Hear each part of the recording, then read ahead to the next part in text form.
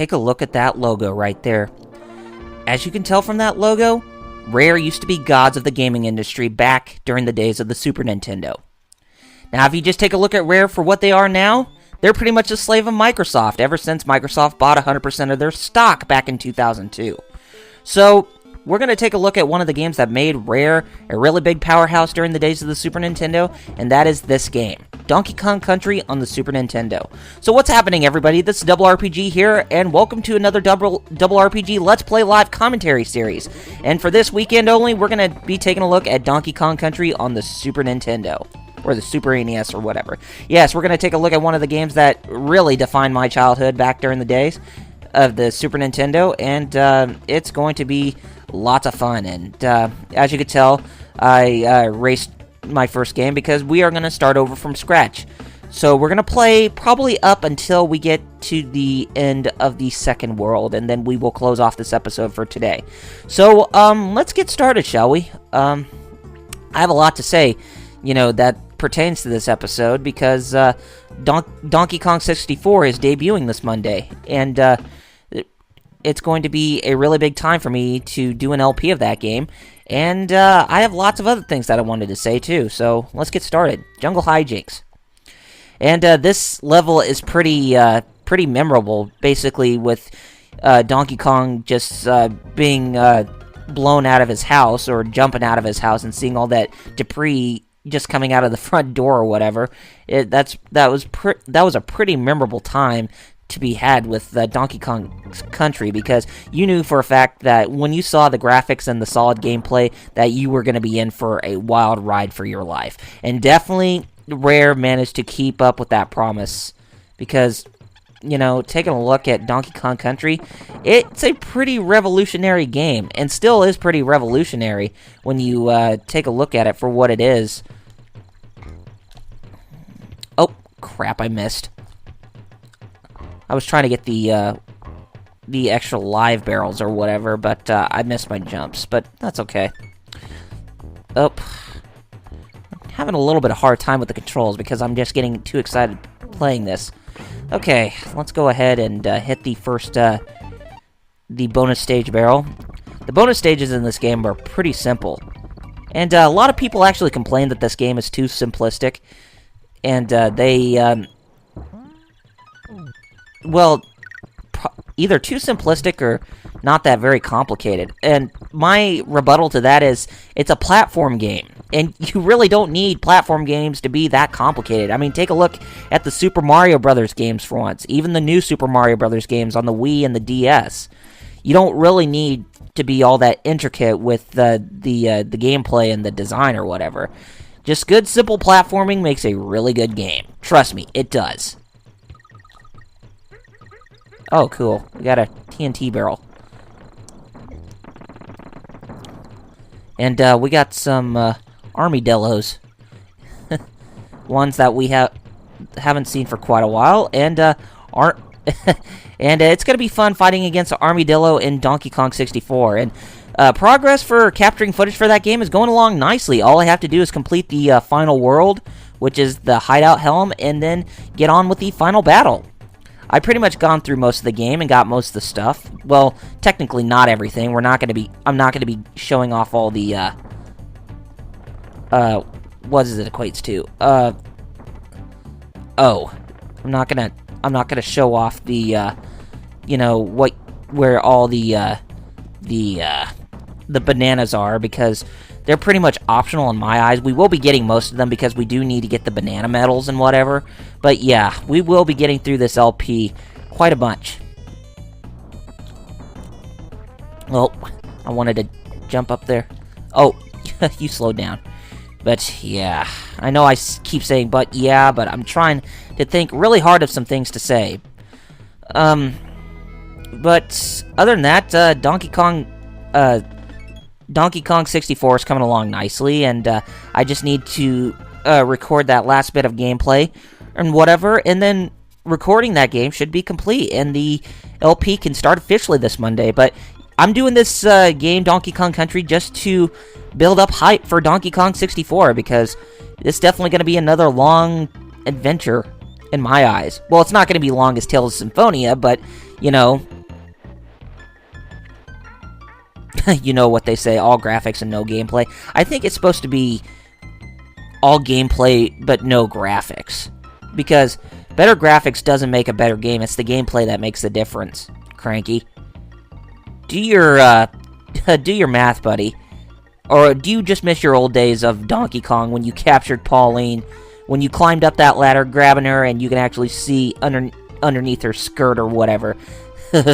Gosh, I gotta tell you, Japanese people these days, oh, whatever. And, now, yeah, I'm doing this LP of, Donkey Kong Country because I want to hype up Donkey Kong 64, since, you know, the Donkey Kong Country games and Donkey Kong 64 were made by Rare before they got bought out by Microsoft. And I think doing an LP of this, doing a live commentary LP of this game is a good way to build up some hype. Because, you know, Donkey Kong 64 is my next project, and I definitely think it was a really big undertaking that I put in a lot of time and effort for. So, yeah, it's going to be a really fun time to do the LP. And it certainly is, because I want to try to be as, you know, show off enough variety in what type of games that I play. I mean, I'm not going to be restricted to all RPGs. In fact, there are some that I actually do need to get back in touch with, like, I think now would probably be a good time to get on with the Kingdom Hearts game that I was supposed to get on not too long ago. Well, not too long ago, but the first Kingdom Hearts game that I should have been on quite some time ago, because I did say that I would be doing LPs of all the Kingdom Hearts games, and Kingdom Hearts 3D Dream Drop Distance was showed off at Tokyo Game Show, and praise for the game has been, you know, in the demo state, has been very positive in critics' eyes, and that's a good sign, and I definitely think it is, because most games that have big production values, I think, and games that are the equivalent to that of a numbered entry in the series, kind of like Birth by Sleep, it's a good time, you know, I mean, not a good time, it's a good, it's a good indication that people will want to play Dream Drop Distance. And I know a lot of them say, oh, give us Kingdom Hearts 3, please. And yes, I agree. I do want Kingdom Hearts 3. But don't worry, it will get made. But when will it get made? We don't know when. But Tetsuya Nomura said that he wishes to get on with making Kingdom Hearts 3 as soon as he completes Dream Drop Distance and Final Fantasy Versus 13, which Final Fantasy Versus 13, I just found out recently, has now entered full production mode, which is a good sign, because that game was already bound to become vaporware in the first place because of, you know, Square holding back Tetsuya Nomura from making the game because of them wanting him to put more time and effort in helping Yoshinori Kitase and Motomu Toriyama in making Final Fantasy 13 and Final Fantasy 13-2. Which he didn't really have that much to do for Final Fantasy 13-2, because, oh, excuse me, I can't believe I just did that. Oh well, happens to men. But yeah, Final Fantasy 13. Oh, actually, I never did come down here. Oh, it's nice to find these little secrets. Final Fantasy 13 is pretty abysmal, but I know. Even though it's pretty abysmal, I still will need to get back playing that game, you know, so I can be prepared for Final Fantasy 13-2 to see if it's any better. And hopefully it is, because I've kept hearing things about, you know, how Square has added a allow you to change the difficulty of the gameplay off the bat, and it's easier to kill enemies, so at least that's a good sign, and at least they're putting in the non-linearity that they should have had in Final Fantasy 13 back in the past. But I'm just wanting Final Fantasy Versus 13 because it's all action-oriented like a Kingdom Hearts title. And it's something that I've been yearning to play for quite a while. I know a lot of people have been yearning to play it, and I'm one of them. Okay, anyway, getting back to what I was... I said there was lots of things that I wanted to talk about when talking about Donkey Kong Country right here, is that the current or the new CEO of Rare, the head studio manager or whatever, he had this pretty ballsy statement to make, and I got some criticism towards that. He says that he believes that Rare has not fallen off the map ever since they got bought out by Microsoft back in 2002. And he says that Rare has moving forward, and they have evolved higher than where they originally were. And my response to that is, fall off the map? Haven't fallen off the map? You guys have fallen off the map ever since you got bought out by Microsoft. It's just that obvious. I mean, take a look at the games that you're making for Microsoft now. I mean, Kinect Sports and Kinect Sports Season 2? Are you serious? Ugh, jeez, come on. I mean, you guys haven't really done a whole lot to, make things, pretty profound for Rare ever since you got bought out by Microsoft. I mean, the only swan song that you had for ever since to end off your glory days with Nintendo was pretty much, ouch, critters. Was pretty much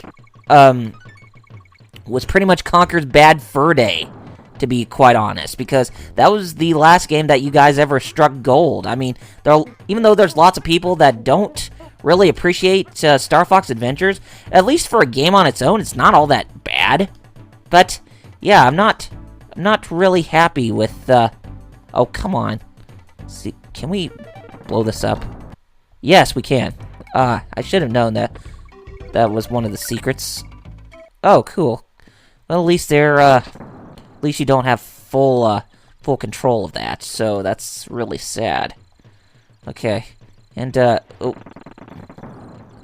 But you can't break that one. Oh well, we managed to get through one of the secrets, and we have to go through the cannon.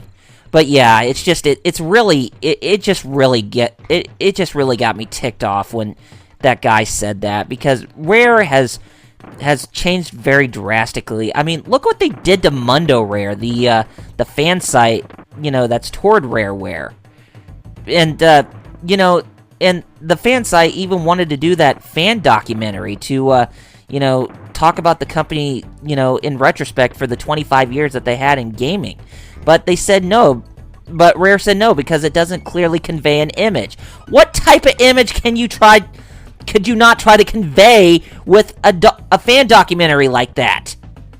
I mean, these guys really followed you till the very end, and now you just shun them for, wanting to do something that shows how much you guys evolved.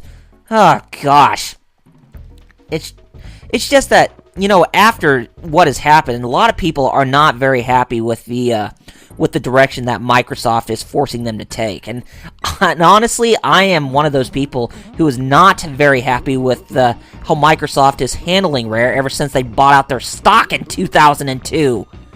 100% of their stock. Oh, dang it.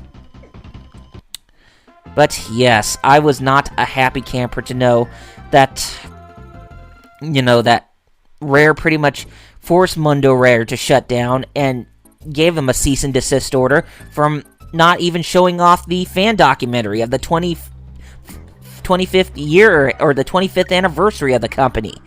And even I would have liked to have seen that, but nope. Oh, the people that we have to blame for, Rare doing something like this is Microsoft. And to be honest, Microsoft, they've really, I really don't know what to think about Microsoft. Sometimes I don't even know what to think about Sony today, with their, just their bad attitude. With insulting companies like Nintendo, for instance, and Microsoft for cheap hardware. Well, Nintendo pretty much for the 3DS, but Microsoft using cheap hardware for better online gaming when the PS3 has more superior. But at least you got to admit that for fact. I mean, PS3 does have superior hardware, but their online mode isn't really that strong as Microsoft, so at least there's a little bit of a double-edged sword in in the model of their console. But at least PS3 is starting to figure it out. But yes, it's just Sony has just been really big jerks, and I can definitely see them trying to recapture their glory days of the PlayStation and the PlayStation 2 with the PS Vita. But the only gripe I have with the PS Vita, is that, it's $250, and nobody's even gonna buy it at launch. I mean, take a look at the sales of the 3DS already, ever since the price cut. I mean, they're still selling like hotcakes. And it just goes to show you that Nintendo looks like it's going to have the better hand in the handheld market because of the price cut and the amount of games that are coming out for it. I mean, sure, you guys have a huge amount of games coming out for your system, for your handheld too, but just take a look at them. They're mostly ports of the PS3 versions of most of those games, while there are only a few that are exclusive to the Vita. Like Uncharted Golden Abyss, which actually looks really promising, but, you know, when you take a look at the amount of content that you have on the system, you pretty much just have direct ports. And some of those direct ports can actually be played on your TV to make it look like a PS3 game that, you know, that Sony showed off at their E3 conference back in June. So, yeah. And I know Sony says, someone at Sony says that, you know, the PS Vita, it's not going to be direct competition for the 3DS, but that's really not that very true in what he's saying, because the PS Vita, it's a handheld, and it looks like it's the PS Vita. It looks like it's it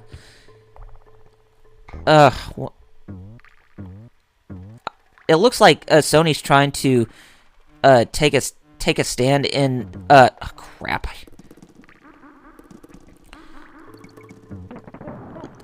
What was I saying? Oh, it looks like Sony's trying to take a stand with social networking, which is something that Nintendo has disagreed in wanting to do, because they've been more as a handheld and console gaming company. And with the recent interview from Satoru Iwata, you know, when that guy asked if you know, Nintendo was going to go into the whole you know, smartphone gaming fad or the movement right now, and Iwata said no, because doing that kind of stuff would definitely hurt Nintendo's image, and they would not be called Nintendo again, because if they went into making games for smartphones and the iPhone, then that would pretty much cease to be with who they really were, because smartphone games, in my opinion, they pretty much would make short-term profits, but Iwata says he wants to make medium to long-term profits while he's there as the company's president, because he wants to continue gaming's evolution on a handheld. And I have to give him big props for that, and I definitely agree, because, you know, taking a look at smartphone gaming, you know, in retrospect, when I've been more when I've been more affiliated with the Nintendo's handhelds in the past, it definitely goes to show that, you know, that I pretty much am in support of what he's saying, because I'm, you know, it's just that smartphone gaming, in my opinion, is pretty much a step back from gaming's evolution, if you think about it more, because smartphone gaming, it's like going back to the days of Atari, where most of the games are pretty much high score and arcade based, and they're made by Flash, which, you know, to a developer's eyes is really cheap, and it's just that it definitely puts a damper on, you know, revolutionizing gaming. And I really don't understand how it is that kids really find the appeal in smartphone gaming. I know some of you viewers who do watch my videos are probably smartphone gamers, and that's fine. I respect your decision on where you go with your gaming stance, and everybody's entitled to their opinion. I can wholeheartedly agree with you on that, but what I don't agree on is, you know, how it is that, you know, smartphone developer, oh, dang it, is how developers for the smartphone, like Roxio or whatever that makes the Rovio that makes the Angry Birds, say that, you know, smartphone gaming is the new evolution of handheld gaming, because of the games costing really cheap, and yeah, they are really cheap, but I think the reason why they did that was because of economical reasons and such. But yeah, when you take a look at smartphone gaming, you know, when you compare it to handheld gaming now, smartphone gaming is just like pretty much evolutionize handheld gaming in a sense. It probably does to some of you. Dang it! It probably does for some of you who are who are in the smartphone gaming, but to me personally, when talking in retrospect, I really don't think it revolutionizes or evolutionizes the handheld industry or the handheld gaming, fiasco or whatever. So yeah, that's my little thoughts there on where I think handheld gaming is going these days. I really don't see it as an improvement over, over the current handhelds, as it just pretty much is a step back because of the price point in the games and the low production values. So yeah, and the rant was pretty much me talking in retrospect because of me, being more of a follower of today's current handhelds and seeing how big the production values have gotten to where, they evolutionize themselves. It's just that smartphone gaming, in my eyes, is just, like I said, it's just, dang it. Oh well. It just pretty much was, it's just pretty much a step back from being something big, kind of like, I don't know, say like Golden Sun or something. Or it's Golden Sun The Dark Dawn, or if you were to take a look at the 3DS, something big like Kid Icarus Uprising, for instance. Which that game, in my opinion, looks really, really epic. And it is definitely considered like the biggest, or the game that has the biggest production values on the 3DS at this point. And I definitely agree. But I'm pretty sure that's going to be probably in the same... Oh, dang it, I died again. But it's pretty much going to be in the same boat as Kingdom Hearts 3D when it releases, because Kingdom Hearts 3D is going to have big production values, kind of like the numbered entries and Birth by Sleep. So, yeah. Two games that are going to have really high production values that continues gaming's evolution. And that's a good thing. I really like seeing, games evolve to something new. I mean, take a look at the Wii U with the Wii Pad, for instance. I definitely think that revolutionizes gaming, because of the whole fiasco of people getting into, tablets and all that kind of stuff. And I wholeheartedly agree to that. And I know some of you probably saw my impressions video on the Wii U, and I definitely support where Nintendo's going with the whole, the Wii U pad and whatever, because I definitely think it's definitely a testament to see how Nintendo is still innovating gaming. And for those of you that still think that the Wii U or the tablet for the Wii U is nothing more than a gimmick, then seriously, I'll Falcon Punch you. I know I probably said that, but I seriously will. I mean, Nintendo's trying to keep things fresh. They can't try to stay with the same formula. I mean, that goes for all game developers. They don't want to try to stay with the same formula with their handheld, or not their handhelds, but with their consoles and just almost anything, that's gaming related. They got to keep the competition fresh with new ideas. Okay, let's go ahead and save. But yeah, I'm definitely in big support of the Wii U, and definitely going to be buying it, even though that some of them are in, most of them are ports of the PS3 and Xbox 360 games, kind of like Darksiders 2, for instance. But, and Batman Arkham Asylum, or Batman Arkham City. But yeah, definitely going to be buying it. And I definitely want to see Mario make a triumphant return, in terms of a launch title for the Wii U, because, I mean, the console games these days after the N64, there hasn't been a Mario title at launch, and that really disturbs me. It's something that Nintendo needs to pick back up again, because, I missed that. Oh well. Because Mario titles are pretty much what define a launch to make sure that the system sales, go through the roof. I mean, Twilight Princess on the Wii was pretty much the launch title that defined the Wii for, still but for having, big sales at launch. How much people still wanted that system with the drought of shortages that took place.